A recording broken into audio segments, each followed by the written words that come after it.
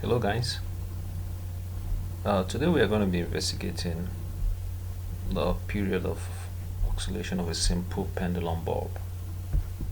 On your screen here you have a simple pendulum bulb attached to a string. Okay, so we will try to find out the period, or the period otherwise known as the time for one complete oscillation.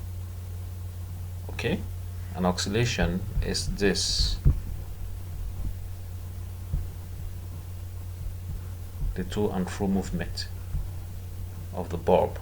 Like you can see on the screen, it's going to and fro. One complete oscillation, which is called a period, is the time for it to move from the start here to this point back to the start. Or if it starts from the middle, is the time for it to move to this point, then to this point, back to the middle. All right, from what you have on the screen there.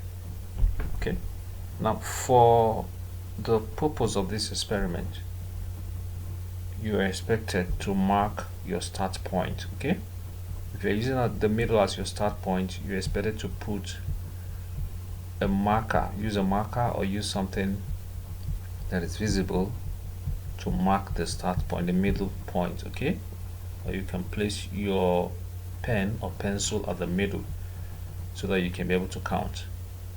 Now we are going to take a time for 20 oscillation and then convert it to the time for, from that we can get the time for one oscillation. It's really difficult for you to observe the time for one oscillation, so for that reason we'll take the time for either 20 or 10 oscillations. It's up to us. Okay, but I think I'd rather go for 10 oscillation. Then from there we can get the time for one oscillation, which is known as a period. Okay, now we are going to carry out two experiments, so it's up to you to record the one that suits you well. Okay, in the first experiment we are going to alter the length, change the length, keep changing the length, but we'll maintain a steady displacement. Like what we have on the screen here, we have 42 or 30, but we're going to maintain a steady displacement, let's say 30, and then keep changing the length. Okay, then in each case we'll find the time for 10 oscillation and then the period, which is the time for one oscillation. Can we start? All right, after that I think we're going to keep the length steady and then alter the angle. All right, but we're going to get there. Okay, so let's start with this one first. Let's take 0.1 as the starting length, our first length. Now you will need a timer. Okay, so use the stop clock on your mobile phone as a timer. You need an accurate timer, so the stop clock is a very good timer, so make sure you have it before you start counting. Are we good? Can we start? All right, let's start. Time for 10 oscillation, so start.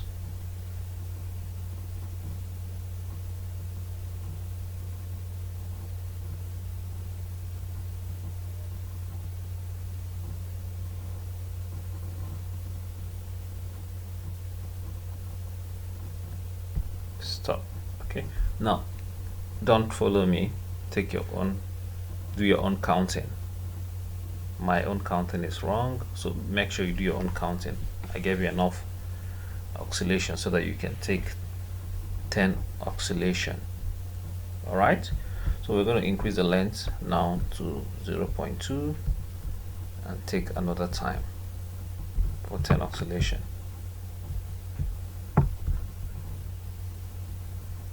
Start.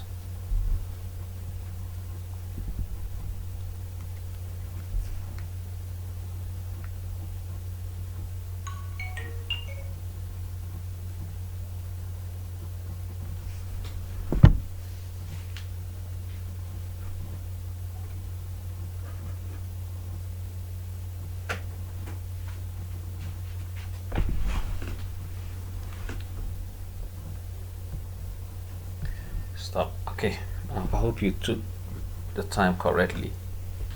That's good. Now we move the length now to 0.3 and then take time for 10 oscillation one more time. Start.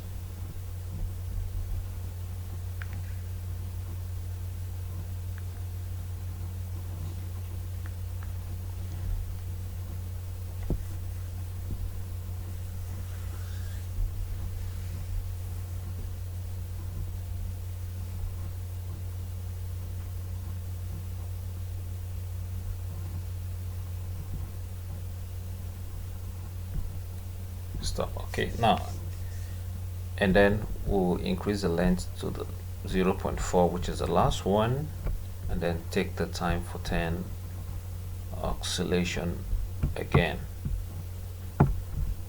So are you ready? Start.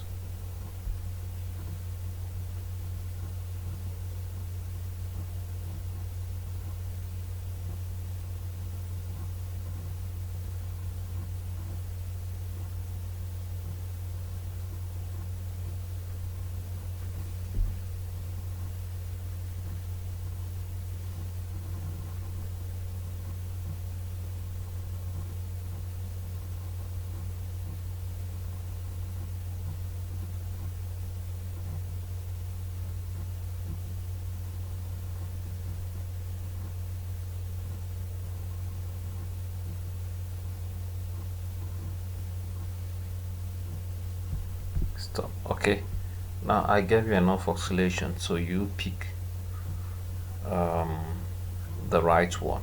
All right. Okay, so we are done with this. As soon as you're done, you record your readings this way. For the first column, you're going to draw a table. Okay, in the first column you write experiment. We had 4 experiments, isn't it? So in the experiment you write under it, you write 1 2 3 4. We have up to 4 experiments. Good. Now the next column you're going to write length per meter.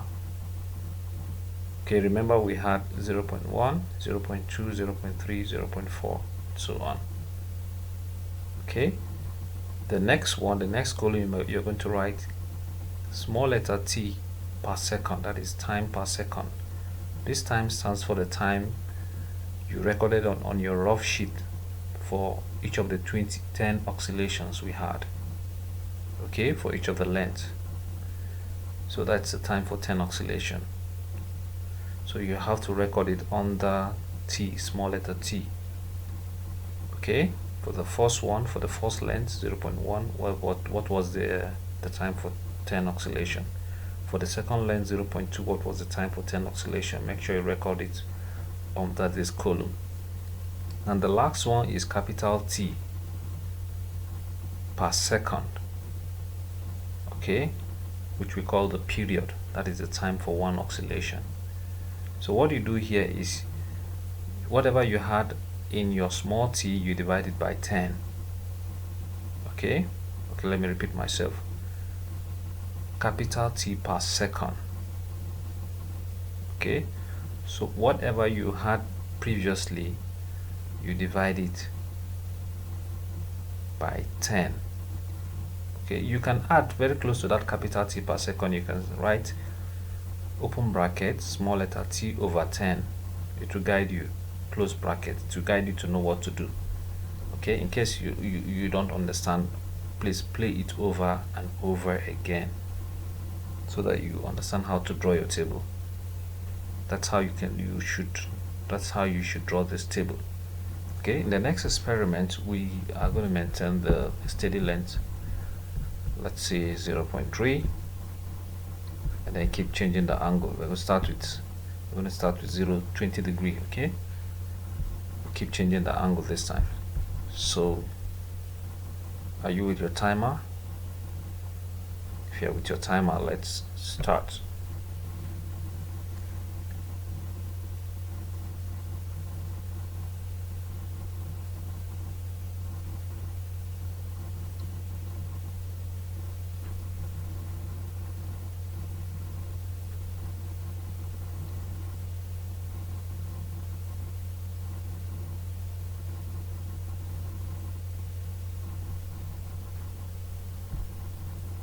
Okay, that's good for the first one.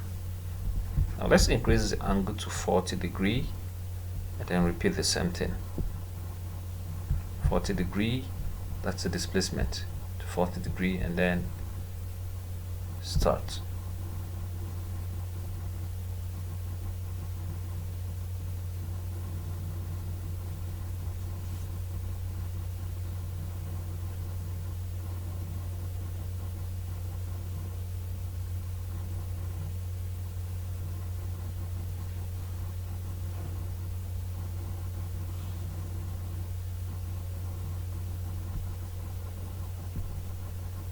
Okay, then let's take it to 60 degree and then repeat the same thing. Okay, 60 degree, want a uniform angle, move it to 60, good, and then start.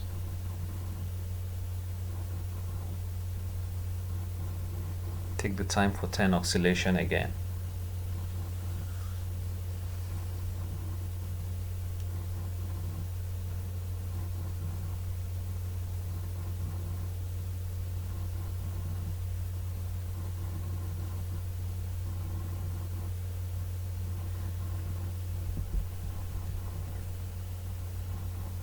Okay, now the last one, we'll take it to 80 degree and then we take the time for 10 oscillation. Are we set?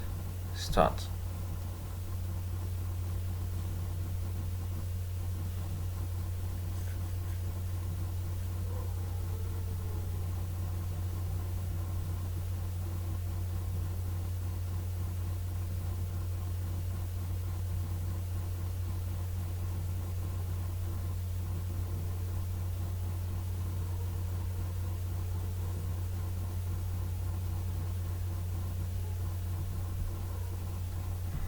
Okay, that's good. Now if you are okay with this and you feel this is the right one for you to take, the right experiment that you want, you record your readings like this.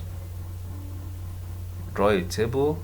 In the first column you write your experiment with it for experiment, isn't it?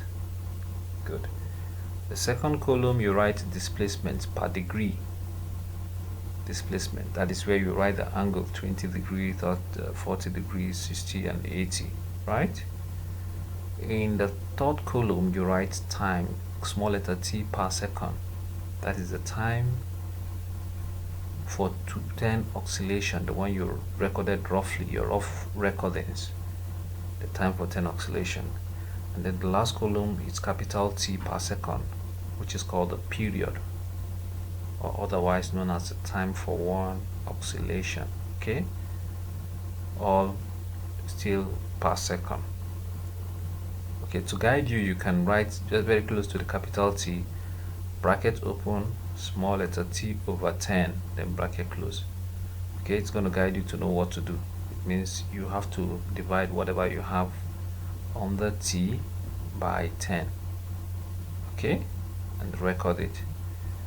All right, are we good?